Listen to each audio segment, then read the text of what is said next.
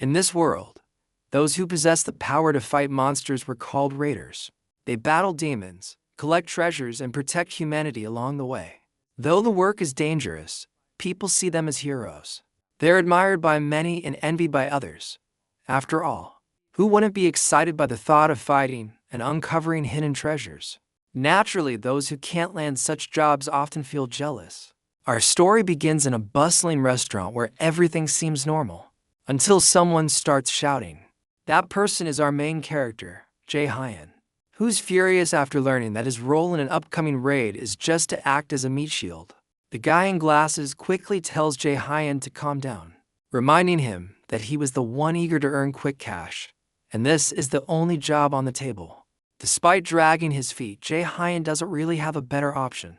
He then tells us that the guy in glasses is Young-won, who works at a raider agency. His job is to assign people like Jae-hyun, who aren't part of any guild, to various missions. Jae-hyun had high hopes when Young-won contacted him, thinking he landed a good gig. But instead he got thrown into a frontline dungeon job filled with undead monsters, essentially disposable cannon fodder. Young-won tries to justify it by saying this was the only job available. Jae-hyun, frustrated, wonders why lower-ranked people are landing better jobs. Young-won reminds him of his martial arts class with excellent skills yet almost no job offers. Jae-hyun gets even more annoyed, suspecting he's being underestimated, just because he is a martial arts raider. Young-won hesitantly agrees, explaining that magic users dominate the market. They're more efficient, get injured less often, and complete tasks quicker. Employers notice those things. The reality is harsh. Unlike mages who can cast spells safely from behind the lines, martial arts raiders are always on the front lines, more exposed, more hurt. Mages clearly had an upper hand. Jae-hyun recalls how about 10 years ago, martial arts raiders were highly valued, but those days are long gone. He regrets not becoming a mage when he had the chance. It all started when he was a third-year high school student. He scored remarkably high in the Awakening Aptitude Test. He was selected for one of the elite academies dedicated to training raiders. His aptitude score for becoming a mage was an astounding 97%, nearly perfect, even than top students like Lady Siona. Yet his martial arts aptitude was only 30%. Still, he foolishly chose to become a martial raider, not for some noble cause. He simply didn't want to be a mage. At that time, mages were seen as support-only types. They are incapable of handling even weak monsters without a martial arts raider nearby. But times have changed. Martial arts raiders are now seen as obsolete, while mages are in high demand. If only he had chosen to be a mage 11 years ago, his life might have been very different. Even if you wanted to change classes now, it's too late. Raiders hit their peak by age 20. No room for growth after that. Well, no use crying over the past. Young-won reminds him how rare opportunities like this are nowadays, and tells him not to be picky. He admits he was going to give the job to someone else, but chose Jae-hyun instead, thinking of him first. Hearing that, Jae-hyun feels a mix of sadness and irony. He was once envied by others who wanted to be mages, but now, due to one poor decision, he's just a D-rank martial arts raider. Out of options, he finally accepts the job. Young-won lights up happy that Jae-hyun agreed. As he's about to leave, the manager tells him they'll meet the next day at 8 a.m., and the address is already on his phone. Jae-hyun wonders why the manager will be there in person, since he usually handles agency work. Young-won shrugs it off and says he has business there, so they'll meet anyway. The next day, everyone gathers outside the dungeon gate. Jae-hyun stands alone, checking the time. Young-won still hasn't arrived, which makes Jae-hyun nervous. He sighs, thinking that Young-won should probably be working with stronger raiders. After all, Young-won is an A-rank mage, while Jae-hyun is just a D-rank martial artist. Jae-hyun wonders why Young-won is even stuck working at a raider agency when he could easily join any guild he wants. If you were in Young-won's shoes, you would have left long ago. Suddenly, a dark thought creeps in, someone calling him a useless loser. It seems like an inner voice, but we're not sure yet. Lost in thought, he hears someone calling out to him. It's Mung-ho, an old friend dressed in full armor. They chat a bit, and Mung-ho proudly declares that martial arts raiders are still cool. Unlike those fireball-throwing mages he calls useless hobos. Jae-hyun doesn't share the same sentiment. Being a martial arts raider is anything but glamorous these days. Still, Manghoin encouraged them to do their best and suggests getting drinks after the raid. Jae-hyun agrees, but quickly adds that he's broke. Mungho reminds him that he paid last time. Jae-hyun looks embarrassed, but Mungho kindly offers to cover the tab again. Jae-hyun chuckles and apologizes for always mooching off of him, but deep down, he thinks Mungho is just too nice for his own good. Suddenly, someone arrives and announces that everyone should gather at the dungeon gate. They'll be entering in 30 minutes. Tension fills the air. No one seems to like this guy giving orders, not even Jae-hyun. The armor guy returns to his team while Jae-hyun checks his phone, anxiously waiting. In dungeons, raiders need to be cautious of two main things. The first one is the treasure. If they stumble upon it, greed can overwhelm them. That's when dungeons tend to test raiders, often with deadly consequences. Most don't survive those tests. The second danger will have to wait because that same guy butts in again. He mocks Jae-hyun, joking that he must be staring at his girlfriend's photo. Jae-hyun brushes it off, but the truth is, he was actually looking at a photo of his mother. After a quiet moment to himself, he steps into the dungeon. Inside, mages stay behind while martial arts raiders move to the front lines. Only mindless schools are charging. Then, a bossy wizard begins shouting at the martial raiders, ordering them to form up, even if it means risking their lives. This is exactly what Jae-hyun hates about the job, being barked at by arrogant spellcasters. Still, he has no choice but to follow orders. Inside, mages stay behind, and while martial arts raiders move to the front lines, the mages begin casting spells, hurling fireballs that scorch the zombies. Jae wonders if these mages are from the Meteor Guild, which was a rookie group not long ago, but it turns out they're not. He figures today won't be his last, thanks to the strong backup. Mungho takes a quick break, gulps down some water, and says it's finally time to take down the dungeon boss. The old man jokes about aging, saying he can't keep up like he used to. He asks Jae if he's picked up any loot yet. Ranked dungeons usually drop good items. Jae opens his system window to check, but it immediately glitches and a sharp headache hits him. A message appears: Asura system down. Disconnecting user. Another follows. System failed to reboot due to unknown error. Jae has never seen anything like this before. Then suddenly, a strange voice echoes in his mind, telling him to follow the light. He turns and sees glitching messages warning of an unknown entity breaching the system. He's completely lost. The old man notices and asks if something's wrong. Jae says someone told him to follow the light. Right then, tiny glowing orbs appear in the air, and only Jae can see them. He wonders if these lights are what the voice meant. Despite confusion, he follows them. The old man watches, puzzled by Jae's strange behavior. Jae insists he'll be back soon and heads off alone. After walking for a while, he finds himself in a hidden area. A system window appears, declaring that the ACR system is disabled and no status data can be loaded. He tries interacting with it, but it's unresponsive. A new notification says the system is partially damaged and will attempt to reboot in safe mode. Jae scratches his head. Since awakening at age 10, the system has never failed, not once in 17 years. He wonders if that voice he heard is related to the system glitching out. Messages keep repeating, but he presses on, following the light. He starts to think something deeper is changing within the system. For context, the Asura system is believed to be named after the Aesir gods of Norse myth like Odin and Thor. It supposedly appeared in 2011, during the year of disaster, as humanity's last line of defense. That year, an enormous tree suddenly sprouted in the center of the Pacific Ocean. It soared to unimaginable heights in just 9 days, and casting a foreboding shadow over the world. This terrifying tree was none other than Yggdrasil, the legendary world tree of myth. When Yggdrasil fully bloomed on the 9th day, chaos engulfed the globe. Waves of monstrous creatures descended upon humanity. Half of the global population perished, while the survivors faced famine and relentless plagues. Amidst the despair, true heroes emerged, wielding divine powers that brought a faint glimmer of hope. People gradually awakened to the ACO system, becoming raiders to battle the monstrous threat. From that moment, Asura became humanity's ultimate weapon. But now our hero suspects the Asura system may be changing, and not for the better. As he reaches a dead end, he suddenly spots a green door. Shocked at first, a smile soon spreads across his face. He realizes he's found a treasure gate. Treasure gates are secret chambers hidden within dungeons, incredibly rare even in high-level zones.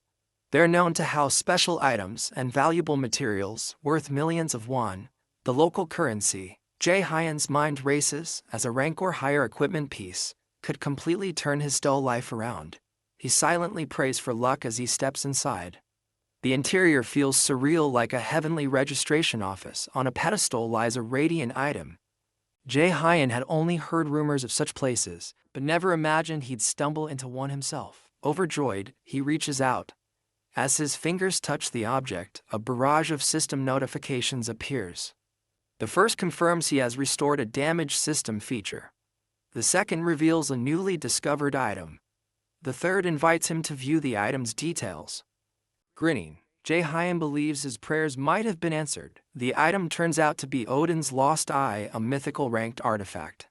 This legendary item, once sacrificed by Odin at Mimir's well for wisdom, grants its wielder access to rune writing and the ability to reverse engineer or destroy magic. It's the only mythical ranked item in existence, and once equipped, it becomes permanently bound to the user. The eye shines so brightly that Jae-hyen can't look directly at it. As he checks the system panel, he learns about its active skill, absolute calculation, an X-ranked ability that deconstructs and neutralizes magical structures. The mana cost depends on the rank of the magic being destroyed. Mastery of rune magic allows the user to wield full-powered magic without incantations. It also enables the use of blank cards to copy opponents' abilities. The eye is a powerhouse, but Jae-hyen, practical as ever, decides to sell it. The potential profit is in the hundreds of millions. No more grunt work or meat shield duties. However, he's tempted to try it on just once. But the system immediately warns him, once equipped, it cannot be removed. Knowing he's already past the prime age of 20 for using such gear effectively, he chooses not to wear it. After this fortunate encounter, he returns to his party. Meanwhile, the old man reassures the group that Jae-hyen will be back soon, and right on cue, he arrives. Jae-hyen quickly apologizes for being late and promises it won't happen again. As the group prepares to move out, the old man pats him on the chest, encouraging him. Jae-hyen responds cheerfully, saying he'll be treating everyone to drinks tonight. The old man is surprised, scratches his head. Something has clearly changed in Jae-hyen.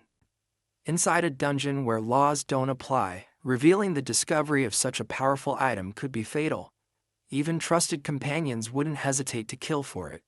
So Jae-hyen keeps quiet. Suddenly, the ceiling cracks.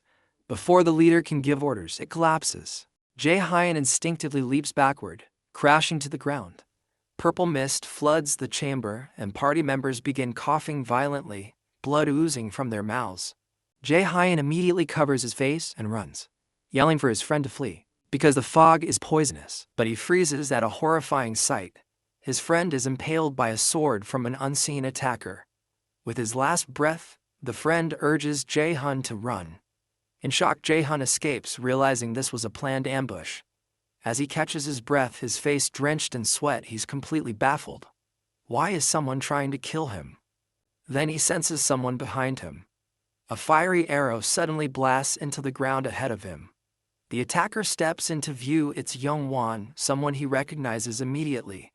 Young gathers mana at his fingertips, saying casually, "You promised to meet me today." Jae-hyen demands to know if Young was behind the attack on the Meteor Guild and the poison fog. Young smirks and shamelessly admits it. He reveals that clients hired him for the job. Many resent the Meteor Guild's arrogance. Jae-hyen grits his teeth and shares insight about dungeon assassination contracts, where dungeon chaos is exploited to carry out murder. The Meteor Guild, it turns out, wasn't so innocent either. Jae-hyen's shoulder throbs from an earlier arrow wound. He knows he can't fight Young head-on. The man isn't a ranked magician in the country's top 2%. Jae-hyen, in contrast, is barely mid-tier. Still, he fears he might be killed just to tie up loose ends. As a sense of justice stirs within him, especially for his comrade Manhwa, Jae-hyen knows now isn't the time for reckless moves. He promises not to tell anyone.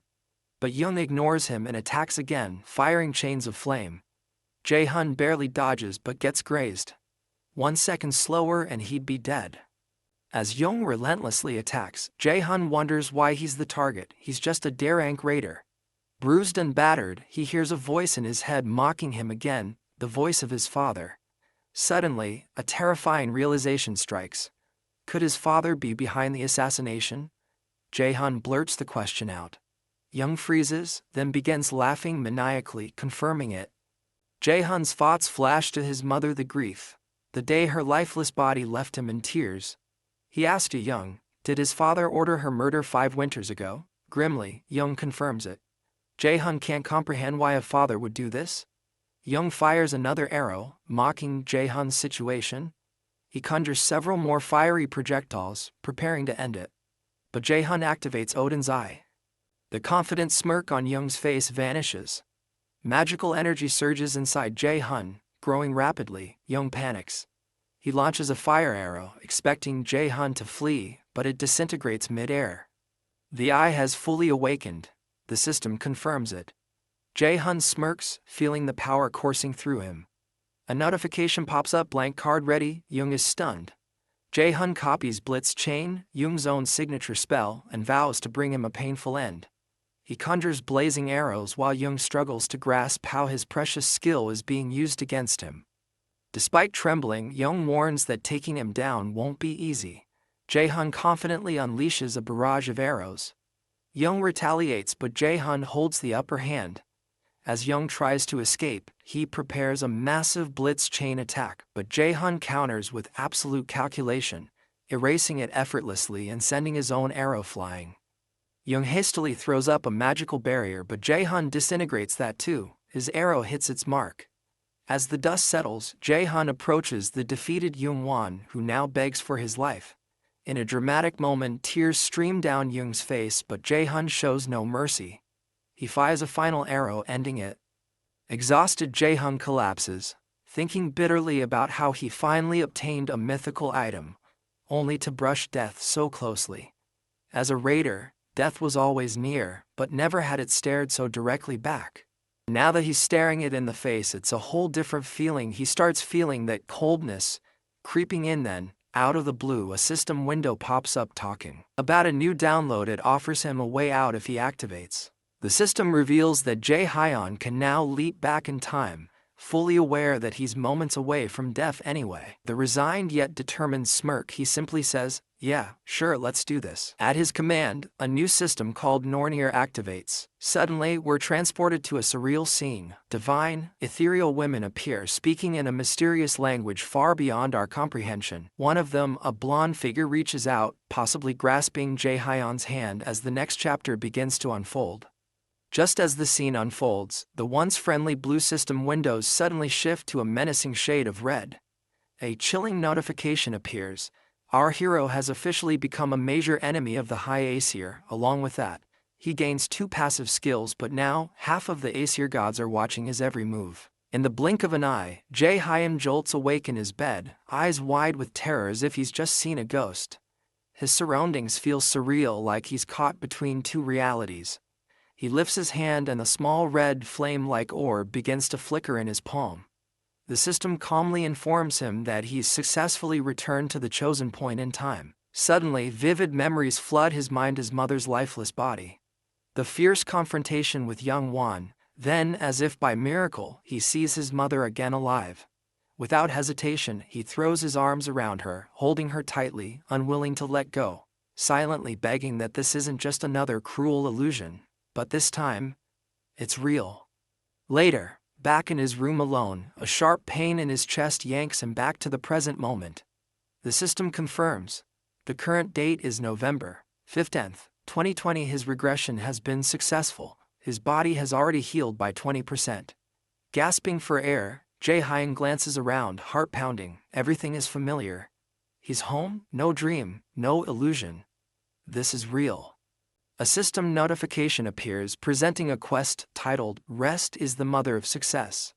The objective is straightforward. Jae-hyun must rest until he's fully recovered.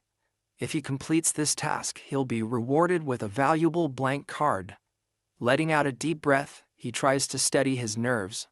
Thoughts race through his mind. He remembers how he died fighting that man, and somehow, the system brought him 11 years into the past. He's now back in the 3rd year of middle school. Curious, he checks the calendar and confirms it. He hasn't enrolled in Mills Academy yet.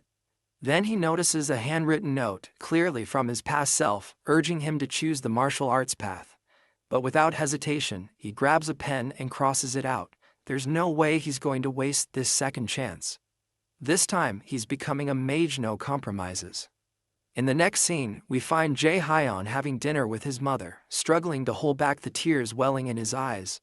She watches him closely, concerned by his unusual behavior.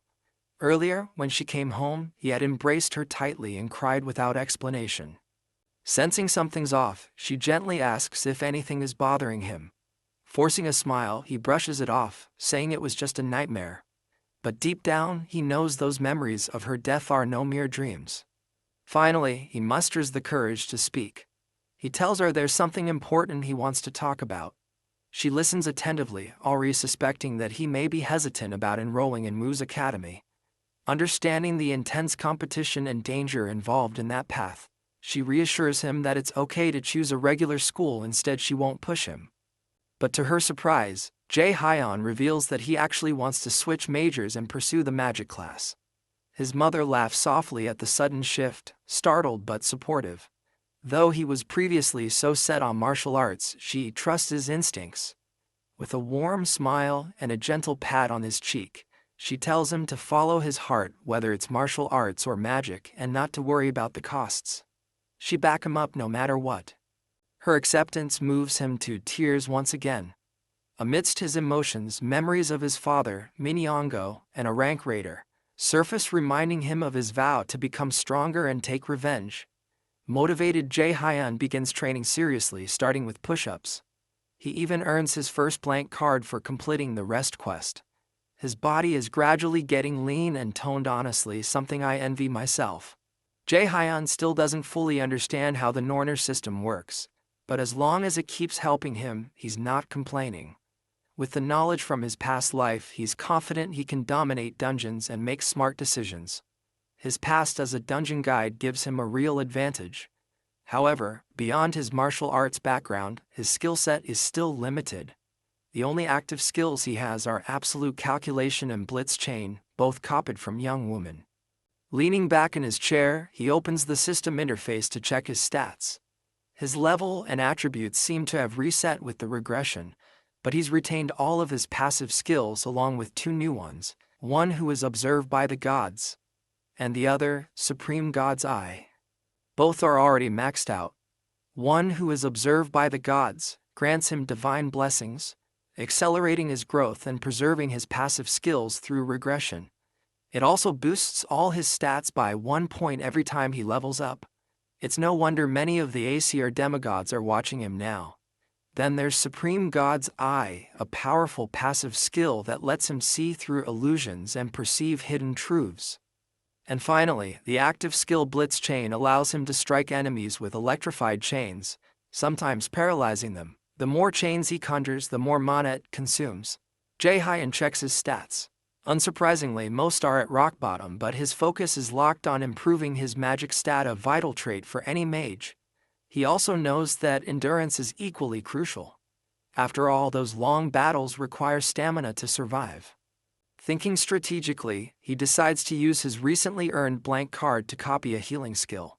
He already has an offensive one, so a healing ability will make him more well-rounded. Even in 2020, when mages often get overlooked, healers are still revered, treated like VIPs across the raiding world. But there's a problem. Finding someone with a healing skill is incredibly difficult. It's like trying to find a needle in a haystack. In his past life, he wasted his blank card in a battle with young woman. This time, he's not making that mistake. He has no clue how many blank cards the system will provide, so he's not taking any chances. Suddenly, his phone rings. His eyes widen when he sees the caller-eyed Kim Yu-young, his childhood friend. They had always dreamed of attending Mills Academy together to become raiders, but in his previous life she died in his arms. A tragedy he refuses to let happen again. He reads her text. It's about a seminar being held by Sengs's Yu-young, and excitement sparks in his eyes. She's a legendary figure known for her rare healing abilities, especially her mastery of the magic of sacrifice. Without wasting another second, Jae-hyun throws on his hoodie and tells his mom he'll be back soon. Outside, he replies to Yoo-young, letting her know he's on his way. Meanwhile, a Rolls-Royce is weaving through city traffic.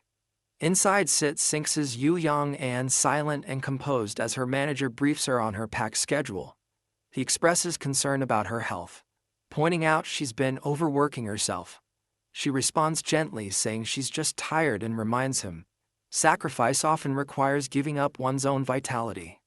The manager, clearly distressed, wishes they had someone with healing powers on par with Lady Shanjin. He fears it's only a matter of time before Yoo-young collapses from exhaustion. Back at the event venue, Jae-hyun and Yoo-young arrive. She's practically dragging him through the crowd in her eagerness. He playfully teases her, asking if she brought him just because she was scared of getting lost. Embarrassed and flustered, she denies it, but her silence speaks volumes. He chuckles again, poking fun at how someone so smart could have such a terrible sense of direction. Though she gives him a hard time, he silently thanks her. This seminar could be life-changing. If he can copy Yoo-young's sacrificial healing skill, it would catapult him to the top-tier ranks of Korea's rating world. As the crowd settles into their seats, they're both awed by the scale of the audience. But it's no surprise. Yoo-young is the Guildmaster of Lotus, a national icon and one of the best healers around. Unlike other high-ranking raiders who treat allies as expendable, she prioritizes the safety of her team. Then she appears on stage, greeted by thunderous applause. Jae-hyun waits for the perfect moment to act. He quietly mutters that in just 2 months, she fall critically ill during a dungeon raid due to overusing her sacrificial magic. He believes he's the only one who might be able to save her if he can successfully copy her skill today. While he's deep in thought, Yoo-young is fangirling hard, which mildly annoys him. On stage, Yoo-young begins her address. She talks about the world's current chaos, how Yggdrasil's tree and monsters are devouring lives. Still, she offers hope, reminding everyone that awakeners are humanity's last line of defense and encourage them to become raiders. Her words resonate with the crowd and with Jae-hyun too. He reflects on how tough it is to fight on the front lines, and how he once tried to sell Odin's eye just to escape the life of a raider. As they leave the venue, Yoo-young continues praising the Sinxes. Jae-hyun can't resist teasing her again, saying he already called her mom to pick her up because of her poor sense of direction. Annoyed, she offers him a ride too, but he declines, saying he has other things to take care of. Before leaving, he casually mentions that he's changed his career path and is now fully committed to becoming a mage. He also hints that he'll need her help in the future. Then, without further explanation, he walks off, leaving her confused and a little hurt. Outside, Jae-hyun scans the area and eventually spots the Sanctus's car. A smirk spreads across his face as he approaches. But her manager intercepts him, saying she's not seeing fans right now. Jae-hyun calmly responds that he's not here for an autograph, he's here to speak with director Yoo-young herself. The manager scoffs, irritated, and tells him to scram, warning that even the director would find his presence rude. But Jae-hyun doesn't back down. He boldly claims that he knows Lady Yoo-young and is suffering from an incurable disease, and that he's the only one who can heal her. The manager freezes, visibly shaken. Then, enraged, he grabs Jae-hyun by the collar, demanding to know where he got such information. Jae-hyun remains calm and simply gestures toward the onlookers, silently warning not to make a scene. Right then, a window rolls down. The Sinxes herself addresses him, asking if he can truly back up his words. With complete confidence, Jae-hyun nods and says, "Yes, I can cure your illness." Though clearly hesitant, she decides to give him a chance after all. If he's lying, it'll be obvious soon enough. Despite Jae-hyun's unwavering confidence, the Sinxes finds his demeanor even more suspicious. Still, intrigued by his audacity, she instructs her manager to make time for him and arrange a more private setting where they can speak away from prying eyes. Once they relocate to a quieter space, the Sinxes wastes no time. "How do you know about my condition?" she asks, her tone serious. Jae-hyun offers a brief apology but holds firm. "I can't tell you that," he says flatly, "and if that's a deal-breaker, I won't treat you at all." She's taken aback, more amused than offended by his boldness. With a chuckle, she lets the matter slide and moves on to the next question. "Then tell me," she says, eyes narrowing, "how exactly do you plan to treat me?" Jae-hyun doesn't flinch. "I intend to copy your sacrifice skill. that silences the room. The Sengses is visibly shocked, but her manager is the first to react, bursting out in anger. Do you even understand what you're saying? That skill is unique, you can't just copy it, he barks, clearly at his limit. Do you even know what a unique skill means? That kind of power belongs to Lady Yu Yang and no one else. Before we go any further, here's some context on unique skills. They're classified as is ranked the highest tier of abilities in the world. These skills can't be learned from manuals or shared through training. They're either inherited by bloodline or manifested through intense personal evolution. The formulas behind them are incomprehensible and unreplicable. In other words, they're one of a kind, meant to remain exclusive to the individual or their lineage. Jae-hyun raises a hand, calming them both. His voice is steady, firm. I know exactly what I'm saying, he says. If I didn't understand the nature of unique skills, I wouldn't have come here at all. The Sengses immediately turns to her irate manager and tells him to stand down. It won't take long, she assures him calmly, her eyes still on Jae-hyun. Then she asks the question that matters most. Can you really do what you claim? Jae-hyun nods with complete confidence. We learn here that her unique skill, sacrifice, comes with a heavy penalty. It can only be healed by another skill of equal or higher rank, which is rare in itself. But the irony is cruel. The sacrifice skill, which offers powerful healing, can't be used on the caster. It requires an offering to the gods, meaning she's incapable of healing her own body with it. Despite her lingering doubts, the Sengses gives Jae-hyun permission to proceed. As she activates her magical aura, her body begins to glow faintly with divine light. Jae-hyun's heart races. This is it, the system interface appears before him. Sacrifice skill detected. Would you like to register this into your blank card? Without hesitation he answers, yes. The skill copies successfully, and Jae-hyun immediately activates it. A radiant golden light forms in his hand, the power of sacrifice now his to command. Both the Sengses and her manager are stunned by the sight. He had really done it. But Jae-hyun doesn't jump into healing her just yet. There's business to handle. Before that, let's break down what this newly acquired skill actually does. Healing Wave, it emits a pulse of energy that heals multiple allies simultaneously and removes negative debuffs. Judgment of Light. Against undead enemies, the skill transforms into a powerful holy attack. Zero penalties. Because the skill was copied via a blank card, it retains full power without any of the original drawbacks. Now it's time for negotiations. The Sengses, while impressed, asks what he wants in return. Her words are polite, but internally, she's confident. After all, this is just a kid middle school age and she's the leader of one of the top guilds in the nation. Jae-hyun doesn't waste a second. I want your sponsorship, he says plainly. She raises an eyebrow. Just to help you grow as a raider? He nods, exactly. I have the will, but I need the resources, the network, the backing. That's the only way I can get stronger. Impressed by his resolve and ability, the Sengses agrees, but she adds a condition. That surprises Jae-hyun. Even though she's clearly in no position to negotiate, she's still bold enough to put terms on the table. She explains, my illness is personal. It doesn't involve the Lotus Guild. Sponsorship isn't just about me. You're asking for the support of an entire organization that owes you nothing. Jae-hyun considers that. So name your conditions, he replies. If they're fair, I'll agree. He braces himself for all kinds of possible demands. But her offer is surprisingly simple. Join the Lotus Guild. He blinks. You're serious? She smiles, then lays out her reasons. He uncovered her secret illness, something only a handful of people in the world knew. That alone proves he has elite-level intelligence gathering skills.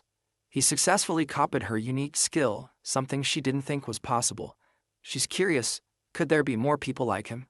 Jae-hyun listens quietly, but deep inside he's sweating. There's no way he can tell her the truth, that he learned about her condition because he regressed in time, or that he only copied her skill thanks to a cheat-like system he barely understands himself. The Sengses leans in uncomfortably close to Jae-hyun and reveals the third reason. She wants him in the Lotus Guild. Despite being just a middle schooler, he didn't even flinch when facing the guild's representative. She finds his boldness intriguing. Jae-hyun reflects quietly. In his previous life, the Lotus Guild collapsed soon after her death. But now that she's alive, he's confident the guild will rise and joining them might be his fastest path to growth.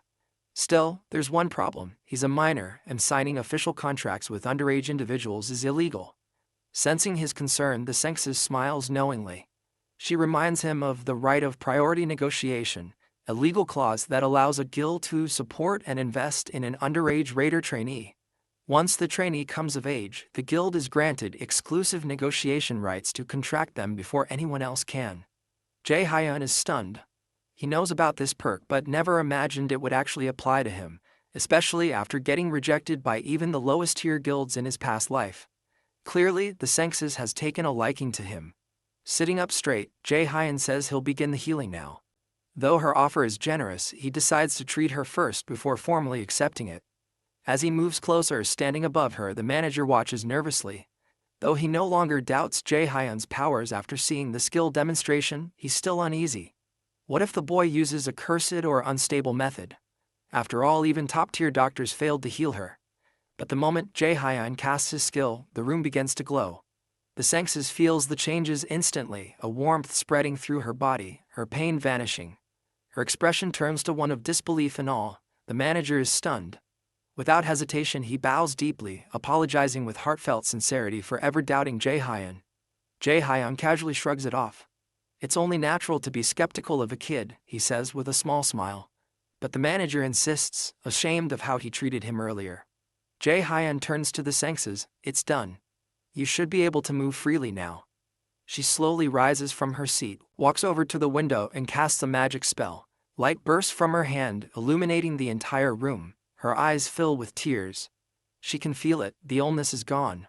Choking up, she expresses her gratitude for this miracle. Will there be any penalty for healing me? She asks, concerned.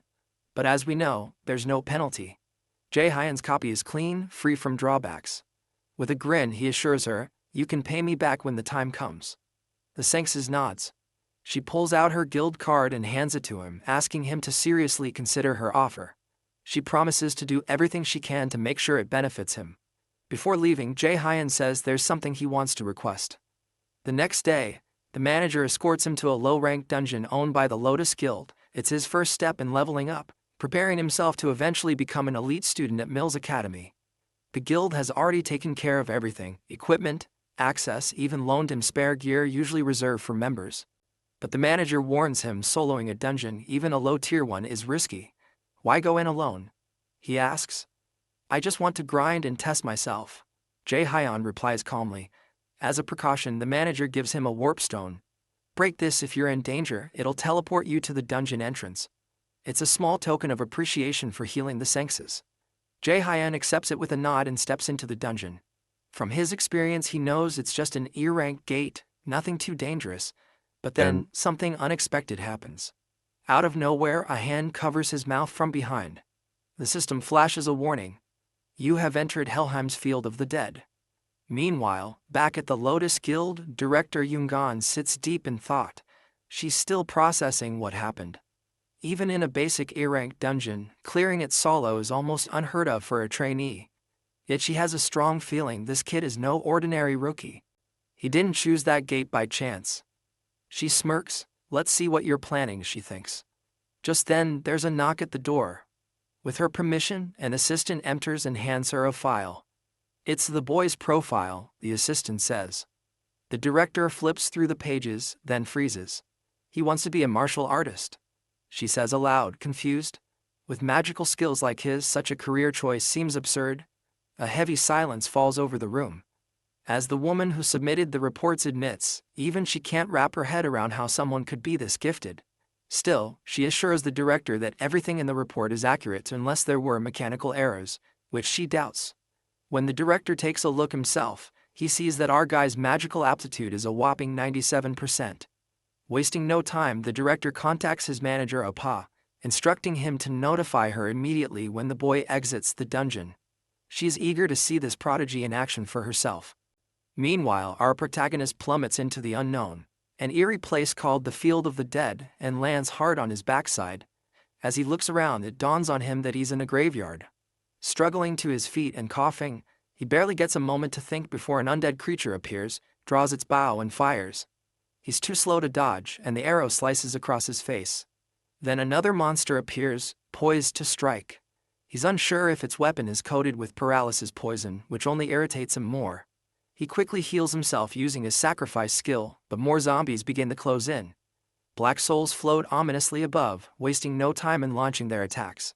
This time, though, Jae-hun snatches an arrow out of the air with his bare hand and crushes it, clearly losing patience with these nuisances. Meanwhile, Kim Yoo-jung stares at the autograph she received from the director, and she is also feeling totally annoyed at our hero for leaving her alone. Despite knowing she has a terrible sense of direction, she's getting more and more annoyed by his unpredictable moves. He used to avoid crowds, but suddenly he's agreeing to tag along with her. He never used to ditch her like this before, always making sure she wasn't left hanging, but this time, he left her high and dry down there alone. And now he's switching to magic class. Even though he's always dreamed of martial arts, she just can't wrap her head around his sudden change because she knows he's usually thoughtful and careful, not someone who acts without a good reason. Suddenly, she starts texting him again, giving him a piece of her mind about leaving her alone that day. Meanwhile, back in the dungeon, Jae-hyun's face pales as he freaks out at the sight of ghosts right in front of him. To make matters worse, they're far more organized than your typical monster horde. He decides to rely on an item, a staff forged by a blacksmith from the Lotus Guild. Before we delve deeper, we learn that this dungeon, Helheimer, is the realm of the dead overseen by Loki's daughter, Hel. It's one of the 9 worlds in Norse mythology, created after the 7 realms excluding Midgard and Asgard. These worlds include Niflheimer, the world of fog and ice; Muspelheimer, the world of flames; Jotunheimer, the world of giants; Alfheimer, the world of elves; Svartalfheimer, the world of dark elves; Vanaheimer, the world of the Vanir gods; and the coldest and darkest of all, Niflheimer, where Helheimer exists alongside it. This place is a total nightmare for newbies, but our hero's pumped to test his skills. He decides to whip out Goddess Nora's sacrifice skill. When he uses it on dead monsters, bam! It transforms into this epic area of effect attack called Judgment of Light. The monster jumps him right away, but our hero's quick to smack it down with his wand, sending the monster flung backward. He gears up with Blitzfire and blasts the monster to smithereens, bagging 70 XP for knocking out the Death Wraith. He keeps up the momentum, chaining his blitz moves to rock the stage with his skills. Every monster he takes down brings a bigger grin to his face as the XP rolls in. Next up, he leaps at another undead who is using arrows and smacks it hard on the noggin. Boom! His wand cracks in half, but he still manages to take down the monster. His face goes pale seeing his wand broken, realizing he wasn't exactly fighting like a mage after all, and his foolishness has caused him to lose a weapon. So, he gets serious and activates his sacrifice skill. The holy judgment of light comes crashing down on the monsters, burning them to a crisp. Once those undead are turned into ashes, he racks up some valuable experience points along the way, and decides to take a breather in the settling haze. He heals himself to restore his powers, and he is relieved to have made it out alive. He's learned a valuable lesson. Not to overestimate his skills. Even though divine judgment saved him this time, he might not be so lucky next time. In any case, he decides to leave the place, but he soon realizes he has no clue how to get outside. He sighs and decides to use the warp stone, but before he can, a terrifying aura of mana creeps over him from behind.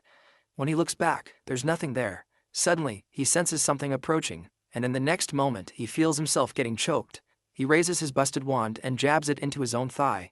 Not quite sure why he's hurting himself, but he is making damn sure not to let out a single scream to draw any unwanted company.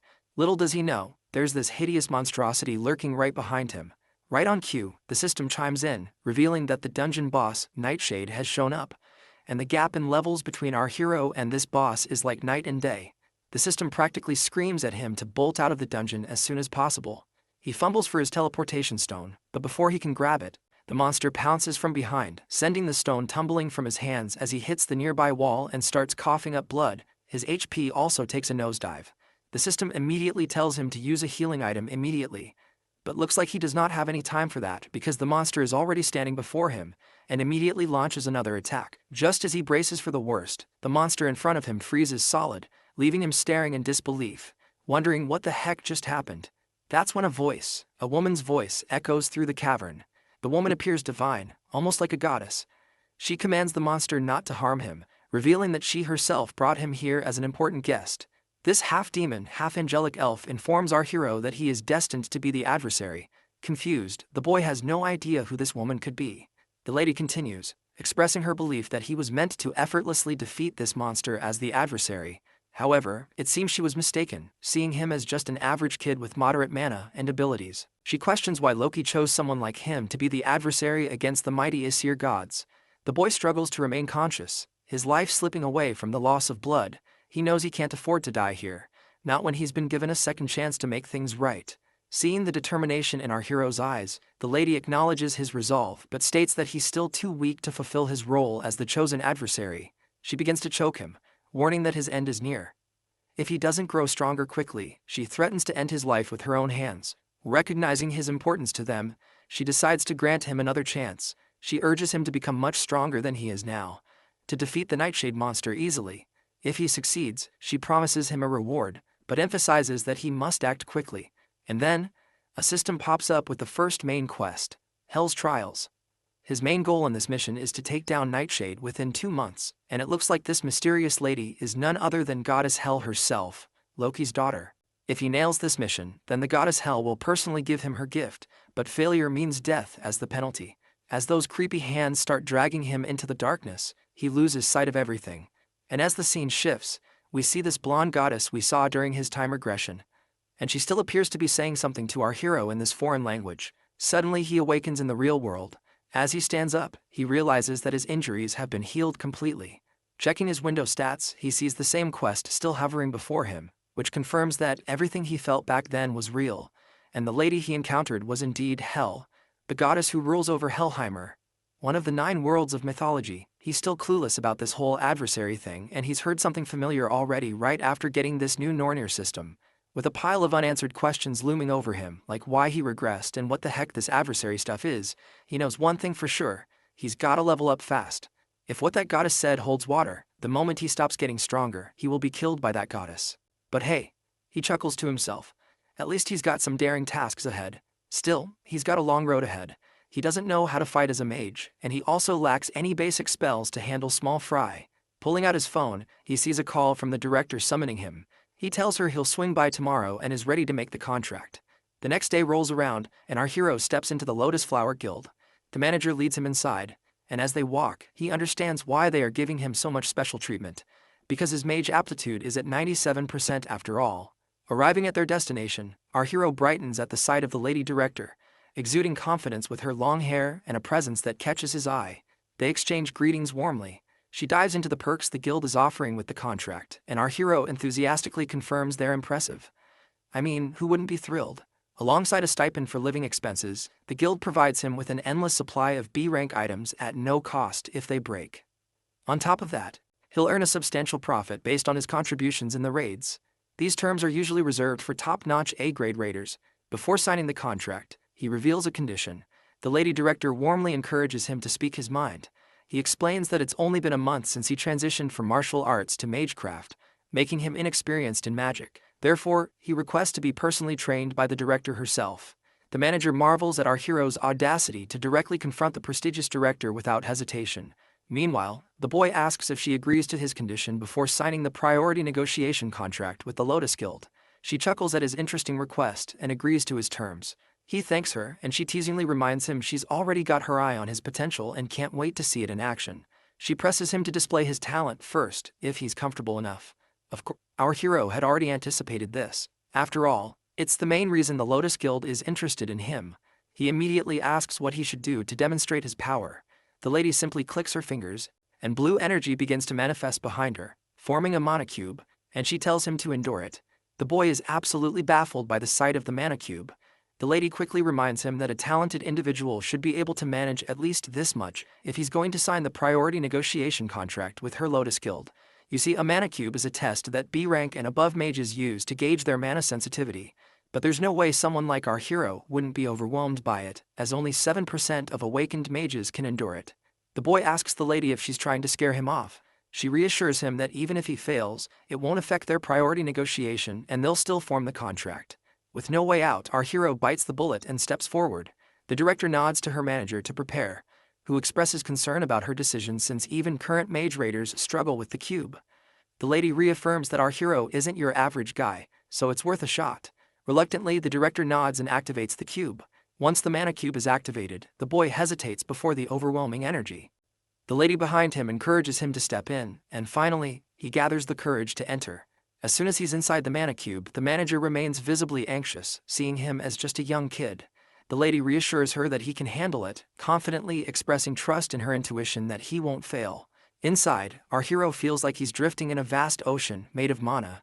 Surprisingly, he can breathe normally, alleviating his earlier concerns about getting sick from prolonged exposure to thick mana, which could even lead to death during the test. He searches for a way out, recalling that the only escape from the mana cube is finding the singular door connected to the outer world among countless whirlpools. He gathers his resolve, searching for a way out within the mana cube. Suddenly he senses something unusual, an unassuming crystal tucked away, pulsating with immense magical power, as if containing the entire essence of the great ocean of mana. Meanwhile, the manager remains anxious while the lady continues to chuckle. Anxiously, the manager asks how long it typically takes. The lady mentions the fastest exit from the cube is 40 minutes, a record high. Upon hearing this, the manager bluntly states it'll either end in our hero's death or he'll set a new world record. The lady agrees, albeit confidently expecting the latter outcome. Their eyes widen as they witness the crystal starting to fracture. Shocked, the manager grabs his phone and realizes only 10 minutes have passed since our hero entered. While the spectators anticipate what's happening inside, our hero senses the immense power of the crystal and grins, thinking that breaking it might just be his ticket out. With determination, he swims towards the stone, clenches it tightly in his fist, and shatters it into pieces in a swift motion. As cracks begin to spread around him, a system notification reveals that he has acquired a passive skill called Crystal of Mana Operation. Suddenly, the mana cube collapses, leaving both spectators in a mix of terror and awe. This kind of test typically takes an hour for an S-rank player, but our guy smashed through it in just 26 minutes, shattering the record held by the European Union's Camilla, a genius mage noted in the World Guinness at 36 minutes. The manager immediately walks forward, shaking our hero's hand enthusiastically and showering him with praise. The lady also joins in, but her curiosity is piqued about how he managed to shatter the cube so quickly. The boy explains that he found a crystal inside the cube and broke it. The lady is shocked to hear this because a mana cube crystal contains all the magic power within the cube, and it's incredibly rare for anyone, especially a regular awakened person, to find or break it. The fact that our hero not only found it but shattered it suggests that his mana capacity exceeds that of the entire cube. She bursts into a moment of happiness and immediately vows to help him become the greatest mage in the world. The scene transitions back to Lady Kim Yoo-jung, who is visibly upset that Jae-hyun is still late. Our hero's mother stands beside Kim Yoo-jung, confirming that he's indeed late and not answering calls either. Suddenly, a familiar flashy Rolls-Royce grabs both ladies' attention. They're stunned to see our hero stepping out of such an expensive car, completely blowing them away. How could he afford something like that? Jae-hyun immediately notices the ladies and waves happily. While his mother is anxious, concerned if her son is involved in something shady, Lady Kim is livid to see him lounging around.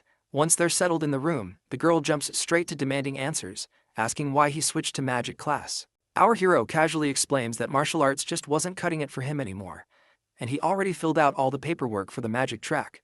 She keeps pushing for more details about his decision, but he flips the script and asks why she's dropped by. He then asks if her parents are off at work, to which she nods, explaining that's why she's crashing for the night with our hero's mom's blessing. We then learn that her folks work in a monster processing plant, shipping creatures abroad, which keeps them moving, and whenever she's left alone, she tends to hang out with him, since our hero's mother is a good friend of her parents. Moving forward, the boy asks her to teach him the theories of magic now that he's in the magic class. The girl demands to know what she'll get in return. Reluctantly, the boy asks what she wants. The girl admits she doesn't have anything specific in mind at the moment. After thinking for a bit, she decides that he must grant her one wish. The boy agrees but adds a condition. Her wish must be made within a year, or it expires. The girl agrees, somewhat annoyed, while the boy privately bets that she'll likely forget about it within a year. Teasingly, the boy asks what kind of wish she might have in mind, but the girl, now visibly annoyed, tells him to shut his yapping. The lady gets so mad. As they continue their banter, their mother calls them to dinner, but they ignore her, caught up in their playful pillow fight. Observing their chemistry, it wouldn't surprise me if the girl jokingly tells him to marry her as her wish. Meanwhile, in the forest, violent ravens float above in the air and a man clad in black easily dispatches the monsters with his sword. Finally, we meet our hero's father, Min Seong-oh, who receives praise from the armored man for effortlessly clearing the dungeon. The man invites Min Seong-oh to join their guild, but our hero's father declines, preferring to stay solo. The armored guy practically begs our father to join, promising all sorts of respect from the Scarlet Guild, but the man in black just scoffs and calls him stubborn. Then, out of nowhere, the father starts summoning these weird chain things, and he also yaps about humans being greedy like he's giving a lecture. He vanishes into thin air, leaving the armored guy scratching his head. After this spooky encounter with this killer dad, who, let's face it, looks younger than our hero himself, We're back to the director, who's giving a lecture to Jae-hyun for his first magic class. The lady decides to dive right into sparring and challenges him to take a swing at her. The boy hesitates but realizes he has no choice. He lets out a sigh and carefully takes his stance, ensuring there are no openings. Drawing on his martial arts knowledge, he throws a punch aimed at her, expecting a reaction. The lady stands there grinning, and the impact of his blow creates such a massive disturbance that everything gets obscured in a cloud of dust. As the dust settles, our hero sees his punch effortlessly caught by the lady, who handles it like it's nothing, leaving him utterly terrified. She grins confidently, and the boy quickly retreats to a safer distance. Seems he underestimated her just because she's a healer. He's now certain she's got the power of an S-rank raider. After that punch, she breaks down his moves, noting the martial artist's habits in his stance and attack. She points out that mages typically don't charge in like that to attack. The director then asks him if he knows the difference between martial arts and magic. The boy says martial arts is all about up-close fighting with swords and stuff, while magic is more about blasting from a distance. She nods and adds that magic classes are about weakening enemies from afar, while martial arts finish them off face to face. Then she tells him to get ready because she's going to attack him to show him what mage combat is really like. She assures him she can heal him if things get messy. He's a bit nervous but ready. The lady gathers energy at her fingertip and shoots out this intense laser beam of energy. The boy quickly rolls to safety as the lady tells him it's his turn to attack. He activates his blitz chain power and unleashes lightning arrows straight at her. There's a huge explosion when the chains hit their mark, but the lady stands there without a scratch. She's surprised he has an A-rank skill but reminds him it's only good if he hits the target. Then, she counters with her own arrow aimed right at his face. He freaks out and ends up taking the arrow straight. Even though he's battered head to toe, he stays standing, impressing the lady with his resilience. But then she decides to go all out, throwing a barrage of blue lightning bolts at him. This time, he immediately uses his absolute calculator skill, and the magic disintegrates, leaving the lady shocked. She can't believe he reversed her attack and neutralized it in such a short time. The lady is once again amazed and asks him if there are any more surprises he's hiding. Our hero just tells her to find out for herself, and with that challenge, the ground right in front of her starts crackling with intense energy. She takes a direct hit but manages to deflect it with her hand, though her hand trembles from the impact. She's absolutely baffled at how he managed to cast this attack so fast. Meanwhile, he sends a barrage of arrows her way, but she quickly throws up a shield to protect herself. She's curious why he's casting magic without chanting, as casting for a mage typically requires a deliberate process. Experienced mages can reduce the chant for lower-powered spells, but each of his attacks is just as potent, making her doubt he's casting without uttering a single word. On the flip side, our hero's almost wiped out and can't muster enough mana to keep attacking, so he just blurts out that she's a monster for being so resilient. The lady strolls up to him with this smirk, saying he's an interesting kid with loads of potential. But she points out he's still green, catches him off guard, and knocks him to the ground just like that. He's clueless about how it happened, while she just chalks it up to her years of experience. Thinking about his skills, she gives him props for his melee combat game and how he can cast magic without a hitch. She's impressed by his knack for unraveling spells with that reverse calculation trick, thinking he could totally create a one-of-a-kind fighting style. She tells him she's taking him under her wing from now on, officially making herself his teacher. Apparently, he's the first lucky duck to get this kind of VIP treatment of becoming her student. The next scene shows our hero sitting melancholically, lost in thought. His friend snaps him out of his daydreaming with a disdainful aura, and he clicks his tongue, telling her he's listening. It seems she's been munching on ice cream ever since she arrived, which our hero bought for her as a tuition fee.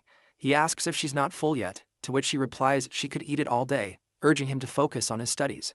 As she continues teaching him about magic, the system window reveals that his knowledge of magic has increased, and his efficiency in using magic has risen by 5%.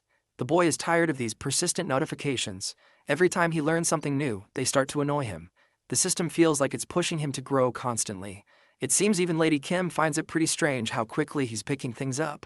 He's learned more in 2 days than most people would in 2 months. But the boy downplays it, saying there's nothing surprising since she herself can memorize forms just by looking at them.